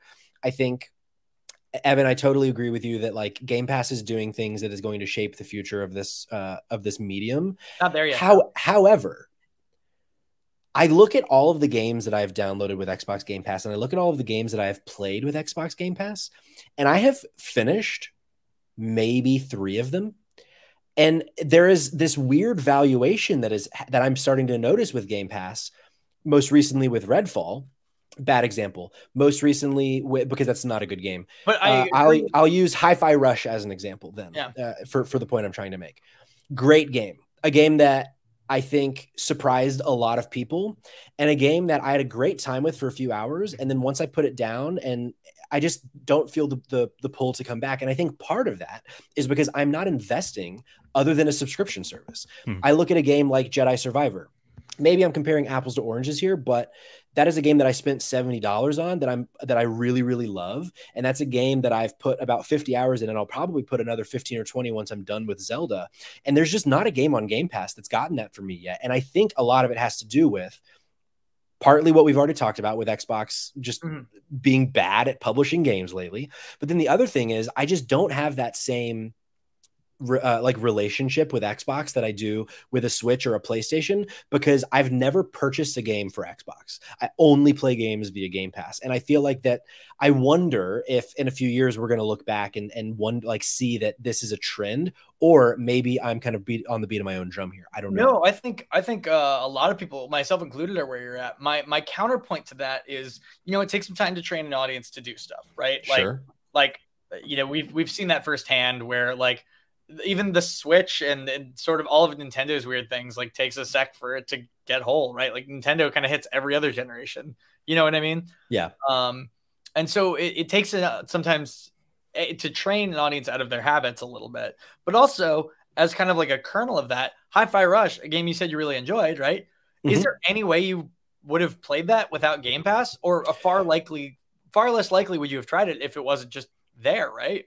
The price would have really mattered for it. Like if it was, if it was a $70 game, probably not. A $30 game, I would have been more apt to buy it and try it. But it's a really good point. Like I don't disagree with what you're saying. Yeah, no, for sure. Also, I don't know. It's an interesting thing that we can't have the answer for yet. It's just an observation that I've kind of made recently. No, I think that's a super fair point. So that's why, I don't know. I feel like I kind of feel like Xbox should be in the C tier personally. And I do feel like PlayStation 5 should be somewhere in the B tier, because it's definitely, I think it's so much better than the Xbox. Yeah. In its current iteration. I agree with that. I think B tier is good for PlayStation 5. I think it is for me right now, like I said, pretty wholly unimpressive and identityless. Like what's the so what for that console? You know what I mean? Like what is its goal other than to just be like, oh yeah, it's just a good console, like. Sure. Well, yeah. And I think part of that is that we've still not had, because of Cayman's mention about COVID, like tomorrow we have this, showcase over an hour of the future of PlayStation. I feel like this is going to be kind of like a turning point, for the generation, or it won't be. I think tomorrow is a really big kind of step. I didn't even know about that. Yeah. In that. Yeah. So then last, but certainly not least, we got the Valve Steam Deck. Jacob has a Steam Deck, correct? Yeah, I do. Evan does not have a Steam Deck. Not yet. Okay. But Jacob, where are you at then? So this is a console that I would encourage basically nobody to buy. I think that while I love it and I'm super enjoying it, I think that it suffers so much from being a first gen product. Yeah, that's why I don't have mine. And incredibly execute, like truly way better than I thought it was going to be, truthfully. But I think that I'm super excited for where it's going to go. I think compared to everything else, though, it's just not a fully realized experience yet. So I think C is probably a good place for it to be. Whoa, yeah, that bad? Yeah.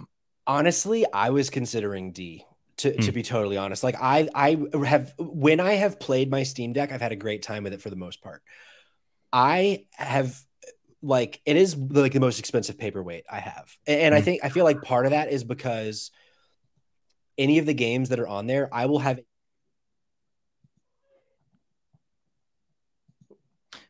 I've been muted this entire time. I know. You've only been muted a little bit, buddy. Okay, good. Just now. You said part of the games I had. Yeah. So of all the games that I've I can play it on Switch, or I can play it on PlayStation. I'm gonna have a better time doing it. And so I wonder if it would be better if I had a gaming rig. But Jacob, you do, and you want to put it in C tier. So I feel like that's kind of like been this thing I've been thinking, like, well, maybe if I had a PC, I'd have a better time with my Steam Deck, because I'd be more in that culture and in that ecosystem. But it sounds like not necessarily the case. So I think it's probably good where it is, bottom of the C tier. Then. Yeah, knowing that probably the S tier, like the next version or two of it, will be an S tier console. Yeah, I wouldn't doubt it. Yeah. Hey, it only took us 6 hours, but here we are. A royal 6 hours. We have an entire tiered list of not every single console, but most of them. For the sake of time, I just want to go back through the S and the A tier. I would like to revisit the D tier. We can revisit the D tier too, in its locked in loaded form. We got the Nintendo Switch, the Nintendo Super Nintendo, the Nintendo Super Nintendo, the Game Boy Color, the Nintendo Entertainment System, the Game Boy Pocket, the PS2, the GameCube, the DS, the 3DS, and the PlayStation 4. And then in the A tier, we got the Wii, the 360, the Intellivision, the Intelligent Television, the Game Boy Advanced SP. What does SP stand for? Super powered. I don't know. Game Boy, N64, PlayStation, DS. Well, S tier was DS Lite. A tier DS, A tier PSP. It feels pretty good to me. I like it. Yeah. I mean, there's like, I think the high A's, like on a different night, could have ended up in S tier, but otherwise, I think this is pretty solid. And we can't, at some point, we also got to revisit the Ouya tier, which is the GE and Milton Bradley Vectrex, the Philips CDI, the Sega CD, the Jaguar CD, the Virtual Boy, the Game & Watch of 1980, the DSi, the DSi XL, the N-Gage, the Stadia, the PlayStation TV, the gaming computer, and one final edition of the Game & Watch 2020. I completely miss you move it down to Ouya tier. That was good. Thank you. Thanks. The highlight. Look, I had a blast, but let us know, what did we get wrong? Because I'm sure we got everything wrong here. Sega Dreamcast. One thing that we certainly got right, however, was the placement of the Sega Dreamcast in the D tier. Jacob, Evan, you're welcome back anytime, but I do want to say thank you for joining us. You guys have your own podcasts, your own shows. Tell the folks at home a little bit about that, about you, about where they can find you, and why the Dreamcast is a D tier console. I will. Do I have to answer all of those, or can I pick and choose? You can pick and choose. Great. Hi, my name is Evan Brando. You can find me on the socials at the Brando Show or Evan Brando Show if you're nasty. Jacob and I are from a show called The Last Minute Show, or actually just Last Minute Show. We have dropped and it's just a live pop culture talk show. It's goofy. Yeah. We've got a big green screen, and Jacob does a segment where he talks about all sorts of consoles like the N-Gage or a lot of the things in Ouya tier. And it's just it's a fun little show. It's a Last Minute Show, twitch.tv/Last Minute Show. Also, you can find it on YouTube and all that stuff. Ouya tier, aka the Jacob Askren tier. Jacob Askren, tell us a little bit about yourself, where they can find you, and all those other things. So you can find me on a lot of social media at Jaskren for J Askren for a lot of my socials. I want to say thank you guys for having us. Not to I don't want to ignore the plug. Yes, we've just started a show. We're in our this next week will be our 7th week. Takes 7 weeks to make a show. It takes 7 weeks. If we can move beyond stage 7, that means that we're actually onto something. But we're having a lot of fun with it. It's a live in-person thing, and it's the first time I've done something like this, so I really like it. Thank you guys for having us, because I truly love this podcast. I do listen to it almost every week, and it kind of happened by accident. I mean, I subscribe to it, and then it just kind of comes on the rotation. Yeah, and I love the analysis. I love listening to it. You just made my heart skip a beat there. Thanks, Jacob. You're welcome back anytime. And next time it won't be so chaotic. Ranking every major video game console ever. We can do a little analysis together. We're gonna do all the video games. You're right. That's next. Cayman, where can they find you? Where can they find Safe Trash Cinema? Yeah, absolutely. You can find me on Twitter at the Dumpster Boy, and you can find Save Trash Cinema at Save Trash Cinema on all socials. Hell yeah. You can find me at Patrick Schwag. You can follow the pod at Spot Games Pod on Twitter, or at Spotlight Games Pod on Instagram, TikTok, Twitch, YouTube. And if you go to Pornhub, maybe you'll find something. Only one way to find out. I had a great time. I hope you did too. Let us know. I was gonna say, boys, 4 men rail Sega Dreamcast. Oh God, I think that's the best video place. In that category. Fun. Yeah, fact. That's probably the best way to end this. Mom, if you were watching, I'm sorry.